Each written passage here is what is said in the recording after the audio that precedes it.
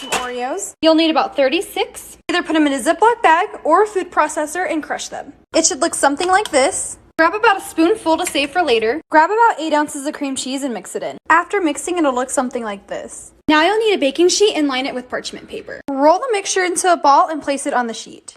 Make some space in your fridge and leave them in there for about 30 minutes. Meanwhile, grab another bowl and pour in some white chocolate chips. Put it in the microwave for about 30 seconds. Take them out and mix them around and repeat this until they're melted. After 30 minutes, take them out and put them on a stick. Now they're ready to be dipped in chocolate. Just like that. Put them back onto the parchment paper and pour your Oreo crumbs on them. They're gonna end up looking something like this. So yummy. Put them back into the fridge for 10 more minutes and they're done. Let's try them. Okay, here we go.